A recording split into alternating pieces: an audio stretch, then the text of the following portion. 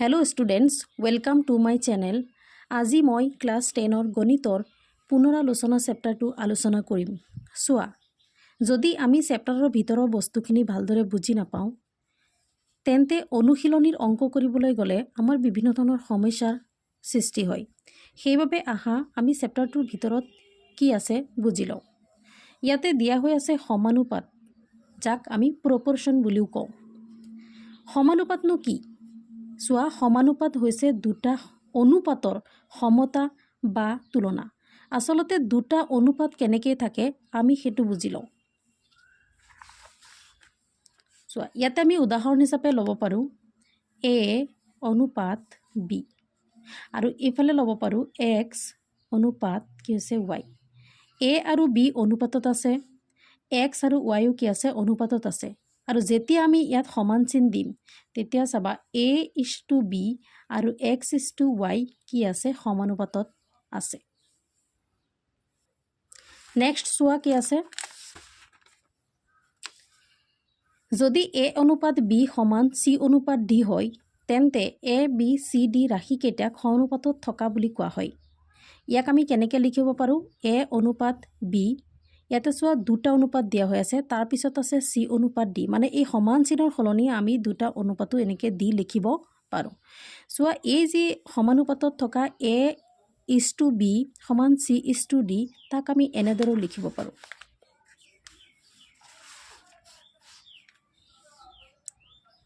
A অনুপাত B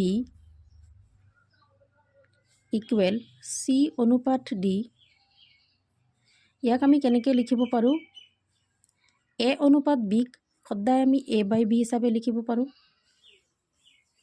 equal C অনুপাত Dক আমি কি হিচাপে লিখিব পাৰোঁ? ভগ্নাংশত C/D হিচাপে লিখিব পাৰোঁ।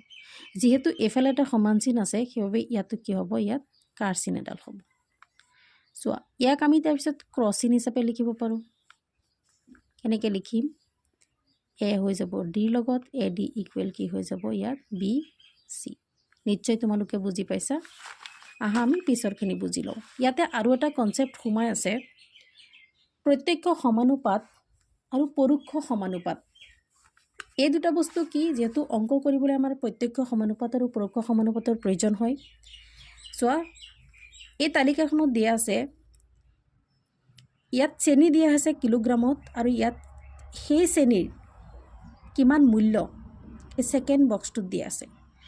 X হৈছে চেনি আৰু Y হৈছে তাৰ মূল্য। যদি আমি 1 কেজিৰ দাম 44 টকা বুলি ধৰোঁ তেন্তে 2 কেজি চেনিৰ দাম নিশ্চয় বাঢ়িব, হয়নে? আকৌ 3 কেজি চেনিৰ দাম নিশ্চয় কি হ'ব? বেছি হ'ব। মানে চোৱা, চেনিৰ দাম যিমানেই বাঢ়ি গৈ আছে তাৰ মূল্যও সিমানেই বাঢ়ি গৈ আছে। আমি চেনিৰ পৰিমাণ বঢ়াৰ লগে লগে যদি তাৰ মূল্যও সেই অনুপাতে বাঢ়ি যায় তেন্তে তাক কি বুলি কওঁ জানানে? তাক আমি কওঁ প্ৰত্যক্ষ সমানুপাত। এতিয়া চোৱা, প্ৰত্যক্ষ সমানুপাত গ'ল, এতিয়া আহিব আমাৰ পৰোক্ষ সমানুপাত, বা যাক আমি কি বুলি কওঁ ব্যস্তানুপাতিক বুলিও কওঁ। ইয়াত কৈছে X বাঢ়িলে Y কমে, নাইবা X কমিলে Y বাঢ়ে। এনেকুৱা কি এক্সাম্পল আছে যে কিবা এটা বাঢ়িলে কিবা এটা কমিব, আকৌ কিবা এটা কমিলে কিবা এটা বাঢ়িব? চোৱা, এই এক্সাম্পলতে আমি যি ব্যস্তানুপাতিক বা প্ৰত্যক্ষ সমানুপাতিক আছে, পৰোক্ষ সমানুপাতিক আছে তাৰ বিষয়ে আমি বুজোঁ। 5 জন মানুহে এটা কাম 20 দিনত কৰিব পাৰে। সেইটো তুমি কি হিচাপে ল'ব পাৰা? এক্সাম্পল যে ব্যস্তানুপাতিক বা পৰোক্ষ সমানুপাতিক হিচাপে তুমি ল'ব পাৰা। 5 জন মানুহে এটা কাম 20 দিনত কৰিব পাৰে। মানুহ কেইজন? 5 জন। আৰু কাম কিমান দিনত শেষ কৰিব পাৰে? 20 দিনত। ঠিক তেনেকৈ চোৱা, যদি মানুহ কমি যায় তেন্তে দিন কি লাগিব? বেছি লাগিব নিশ্চয়। মানুহ বেছি হৈ আছে, কাম কম দিনত হ'ব। মানুহ কম হৈ আছে, কাম কিমান লাগিব? বেছি দিন লাগিব। সেইটো কি হৈ যাব? আমাৰ পৰোক্ষ সমানুপাত বা ব্যস্তানুপাতিক বুলিও কোৱা হয়। ইয়াক আমি কেনেকৈ লিখিব পাৰোঁ? চোৱা,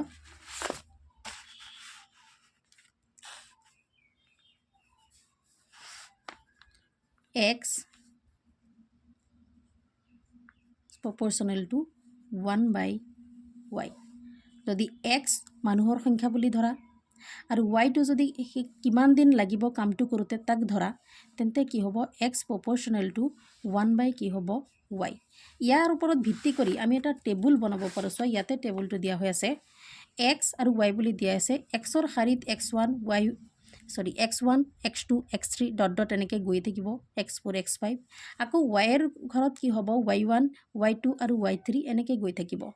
ইয়াত আমি এটা ফৰ্মুলা বনাব পাৰোঁ। কেনেকৈ চোৱা এই x1 y1 সমান x2 y2 সমান x3 y3 সমান আকৌ x4 y4 x5 y5 এনেকৈ আমি লিখিব পাৰোঁ। এই বস্তুটোক আকৌ আমি এনেকৈ ভগ্নাংশটো লিখিব পাৰোঁ।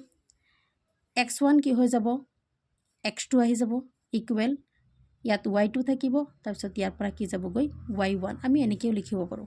কিন্তু অংক যেতিয়া কৰিম যেতিয়া আমাৰ কুৱেশ্যনটোত আমি বুজি পাম যে সেইটো পৰোক্ষ সমানুপাতত পৰিছে বা ব্যস্তানুপাতিকত পৰিছে তেতিয়া আমি এই সূত্ৰটো লৈ পেলাই বা এনেকুৱা এটা ফৰ্মুলা লৈ পেলাই আমি কি কৰিব পাৰিম অংক কৰিব পাৰিম।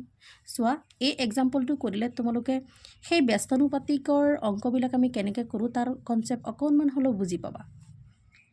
কৈছে চোৱা 5জন মানুহে এটা কাম 20 দিনত কৰিব পাৰে। ইয়াত দুটা বস্তু আছে। এটা হৈছে এজন ইয়াত আছে মানুহ তাৰপিছত আছে দিন। মানুহ কিমানজন আৰু কিমান দিনত শেষ কৰিছে। যদি 5জন মানুহে এটা কাম 20 দিনত কৰিব পাৰে তেন্তে কিমানজন মানুহে সেই কামটো 1 দিনত কৰিব পাৰিব। নেক্সট চোৱা ইয়াত দিন দিয়া আছে কিন্তু ইয়াত কি দিয়া নাই কিমানজন মানুহ লাগিব সেই বস্তুটো দিয়া হোৱা নাই। আমি শৰ্টকাট কেনেকৈ ফৰ্মুলা ইউজ কৰি অতি সহজে অংকটো কৰিব পাৰিম চোৱা।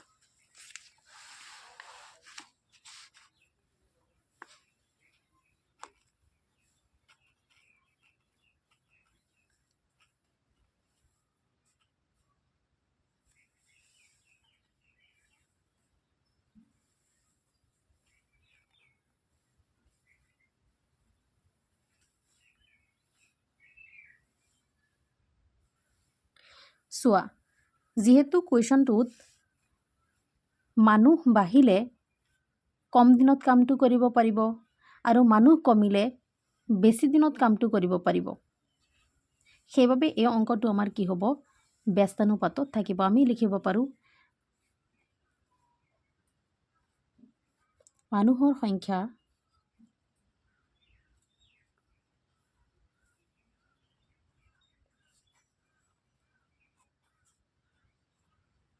আৰু সময় ব্যস্তানুপাতত থাকিব।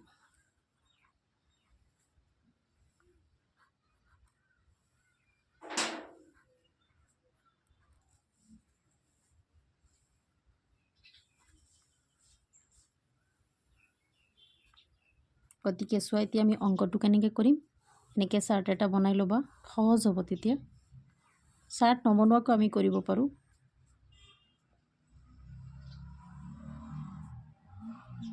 এনেকৈ দুটা বক্স বনাই ল'বা। ইয়াত লিখিবা এক্স আৰু ইয়াত লিখিবা কি ৱাই। এক্স হ'ল যি মানুহৰ সংখ্যা দিয়া আছিলে এইটো হৈছে এক্স। এক্স হৈছে মানুহৰ সংখ্যা মানুহ আৰু ৱাই হৈছে সেই মানুহকেইজনে কামটো কিমান দিনত কৰিব পাৰিব। ৱাই হৈছে দিন। চোৱা এতিয়া আমি লিখিম যিহেতু ইয়াত এক্স মানুহৰ কথা কৈছে প্ৰথম মানুহ কিমানজন আছে চোৱা মানুহ কিমানজন আছে 5জন। তুমি কি কৰিবা ইয়াতে কি লিখিবা 5জন। নেক্সট চোৱা ৱাই যেহেতু দিন কিমান দিনত কৰিব পাৰে 20 দিনত। তুমি ইয়াত লিখিবা কিমান দিন 20 দিন। তাৰপিছত চোৱাচোন ইয়াত কি কৈছে কিমানজন মানুহে কামটো 1 দিনত কৰিব পাৰোঁ। কিমানজন মানুহে এইটো দিয়া নাই তোমাক উলিয়াব দিছে। তেতিয়াহ'লে ইয়াত যিহেতু মানুহ এইটো তুমি একো লিখিব নোৱাৰিবা। একো লিখিব নোৱাৰিলেও আমি কি কৰিম যিহেতু এইটো এক্সৰ এইটো x1 হয় আৰু এইটো কি হয় x2 হয়। ইয়াত মই পিছত লিখি দি আছোঁ। তাৰপিছত চোৱা ইয়াতে দি আছে কামটো কিমান দিনত কৰিব পৰা যায় 1 দিনত। ইয়াত কি লিখিবা দিনৰ ঠাইত আমি 1 দিন লিখিম আৰু ইয়াত যেহেতু একো দিয়া হোৱা নাই আমাৰ উলিয়াব লাগে। তুমি এইটো কি ধৰিবা x1 এইটো কি হ'ব x2 এইটো যেহেতু y দিয়া হৈ আছে এইটো y1 আৰু এইটো কি হ'ব y2। এতিয়া আহা আমি ফৰ্মুলালৈ যাওঁ। ফৰ্মুলা কি আছিলে ব্যস্তানু ওপৰত দিয়াই হৈ আছে আছিল x1 y1 ইকুৱেল x2 কি হ'ব ইয়াত y2। তোমাৰতো ওপৰত লিখাই হৈ আছে x1 মানে কিমান x1 মানে হ'ল আমাৰ 5 y1 কিমান y1 হৈছে 20 আকৌ x2 কিমান x2 তো নাই উলিয়াব লাগে x2 ইকুৱেল হোৱাট বুলি দিবা আৰু y2 কিমান দিয়া আছে y2 ইকুৱেল 1 ঠিক তেনে তুমি ফৰ্মুলাত বহাই দিয়া x1 কিমান 5 চাবা এই দুটাৰ মাজত যেহেতু একো চিন নাই তুমি কি বুলি ধৰিব লাগিব ইনটু বা পূৰণচিন y1 কিমান দিয়া আছে ইয়াত 20 ইকুৱেল x2 কিমান দিয়া আছে নাই আমি x2 লিখিম এই মাজত ইনটু দিম আৰু y2 কিমান দিয়া হৈছে ইয়াত 1 পূৰণ কৰা 5 আৰু 20 পূৰণ কৰিলে কিমান হ'ব 100 ইকুৱেল কি আহিব x2 যেতিয়া একৰ লগত পূৰণ কৰিবা কি হ'ব x2 এটো হ'ব এতিয়া x2 ইফালে লৈ আহা x2 ইকুৱেল কিমান হ'ব ইয়াৰ 100 x2 কি আছিল এতিয়া x2 আছিল মানুহৰ সংখ্যা তোমাক সুধিছিলে যে এদিনত কামটো কৰিবলৈ হ'লে কিমান জন মানুহৰ প্ৰয়োজন হ'ব এতিয়া তুমি লিখি দিবা এতেকে এদিনত কামটো সম্পূৰ্ণ কৰিবলৈ হ'লে 100 জন মানুহৰ প্ৰয়োজন হ'ব বা 100 জন মানুহে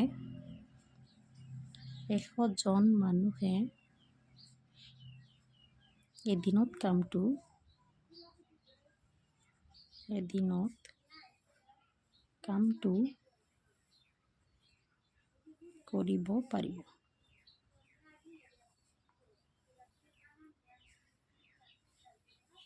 কৰিব পাৰিব